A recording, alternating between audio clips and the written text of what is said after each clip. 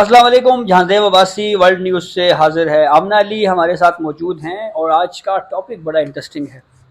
ایک تو نریندر مودی کا اقتدار خطرے میں ہے، ان کی حکومت جا رہی ہے. اس معاملے پہ ایک بڑی خبر ہے، آپ سے وہ شیئر کریں گے. اور دوسرا ہمارا موضوع یہ ہے کہ پاکستان سفارتی سائٹ کے اوپر خاصا متحرک ہوا ہے. اب عالمی سطح کے اوپر بھارت کے خلاف جو ٹیررزم کے شواہد ہیں وہ عالمی برادری کو دکھائے جائیں گے، اور پاکستان نے اب عالمی سطح کے اوپر اپنا کیس لڑنے کے لیے وفود بھیجنے کا فیصلہ کیا ہے. سفارتی سطح کے اوپر کیا ہو رہا ہے، سب سے پہلے اس پہ بات کرتے ہیں. امنہ، بہت شکریہ آپ کے وقت کا. یہ بتائیں کہ سفارتی سائٹ کے اوپر اب کیا اقدامات حکومت پاکستان کی طرف سے جو ہیں وہ کیے جا رہے ہیں؟ دیکھیں جی، سب سے پہلے تو آپ کو بتائیں کہ دفاعی محاذ پر بھارت کو شکست دینے کے بعد اب سفارتی سطح پر ہم دیکھ رہے ہیں کہ حکومت پاکستان فلی ایکٹیو ہے. اور اس حوالے سے اگر بات کی جائے وزیر اعظم پاکستان کی، تو سب سے پہلے ترکی کا دورہ کر کے، پھر ایران، اس کے بعد آذربائیجان اور تاجکستان کا دورہ کر کے وہ واپس آئیں گے. یہ تو پرائم منسٹر کی ایکٹیویٹیز ہیں، لیکن اس کے علاوہ آپ کو یہ بتائیں کہ جو حکومت کی جانب سے ایک پارلیمانی کمیٹی قائم کی گئی تھی پیپلز پارٹی کے چیئرمین بلاول بھٹو زرداری کی سربراہی میں، اس حوالے سے، ان کے حوالے سے خبریں آ رہی ہیں اس ڈیلیگیشن کی کہ ذرائع کے مطابق 30 جون کو یہ وفد یہاں سے 30 مئی کو روانہ ہوگا، اور سب سے پہلے یہ دورہ کریں گے امریکہ کا. اور ذرائع کی جانب سے یہ کہا جا رہا ہے کہ 2 جون کو ٹرمپ انتظامیہ میں جو مختلف جو آفیشلز ہیں ان سے ملاقاتیں ہوں گی، اور پاکستان کا جو کیس ہے وہ بھرپور طریقے سے شواہد کے ساتھ جو ہے پیش کیا جائے گا. اس کے علاوہ آپ کو یہ بھی بتائیں کہ یہ وفد تقریباً 9 جون کو پھر آگے فردر یو کے اور اس کے بعد یورپ کے لیے روانہ ہوگا. اس وقت میں جیسا کہ ہم نے پہلے بھی بتایا تھا کہ بلاول بھٹو زرداری، اس کے علاوہ ہنا ربانی کھر، شہری رحمان، خرم دستگیر، اس کے ساتھ ساتھ مصدق ملک، اور فارمر ہمارے جو رہے ہیں انٹرم سیٹ اپ کے فارن منسٹر جلیل عباس جیلانی کی سربراہی میں جو ہے یہ ان کی مطلب وہ بھی اس وقت کا حصہ ہیں.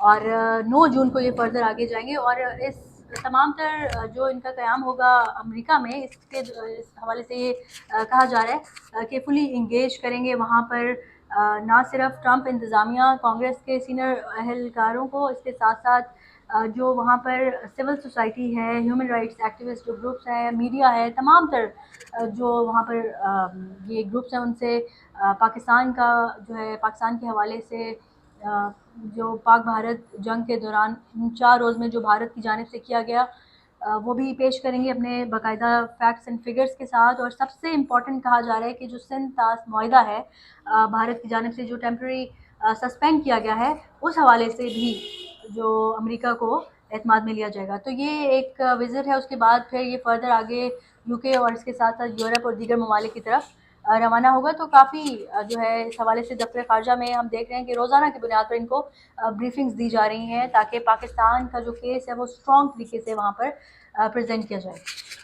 بہت شکریہ آمنہ. اس حوالے سے کچھ فیکٹس اور بھی جو مجھ تک پہنچے ہیں وہ یہ ہیں کہ عالمی سطح کے اوپر بھارت جس طرح سے دہشت گردی میں ملوث رہا، اس حوالے سے پاکستان کے پاس ویڈیو ایویڈنسز بھی ہیں. ویڈیو ایویڈنسز سے مراد کچھ انٹرنیشنل کمیونٹی کے جو اسٹیٹمنٹس ہیں جو ریکارڈ کے اوپر کہے گئے، وہ سارا ایویڈنس بھی اس وقت پاکستان کے پاس موجود ہے. اور اس کے ساتھ ساتھ جو پاکستان کے اندر دہشت گردانہ واقعات بھارت کی طرف سے کروائے جاتے رہے ہیں، اس کے بھی تمام تر شواہد. اور ایک جیتا جاگتا ہمارے سامنے جو ایک زندہ مثال ہے وہ ہے کلبھوشن جادیو کی.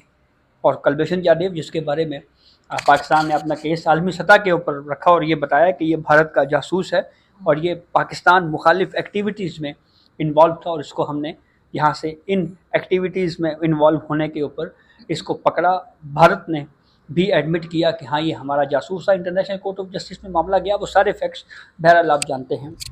دوسرا اہم معاملہ جو اب خبر یہ آ رہی ہے کہ نریندر مودی جو ہیں، جن کو مودی گولی اگر کہا جائے تو یہ بیجانہ ہوگا، وہ آج کل گولیوں کا بڑا ذکر کر رہے ہیں، لیکن وہ انڈیا کے اندر اپنی جو اپوزیشن جماعتیں ہیں ان کو گولیاں کروا رہی ہیں، اور اس لیے ہم نے ان کا نام نریندر مودی گولی رکھا ہے.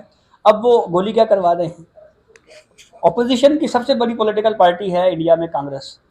राहुल गांधी शुरू दिन से ये बात पूछ रहे हैं कि यार हमारे हमसाए हैं, पाकिस्तान ये कह रहा है कि भाई हमने इनके राफेल गिराए हैं, तो आप हमें राफेल गिनवा कर बता दें कि ये इतने जहाज़ हमारे पास खड़े हैं।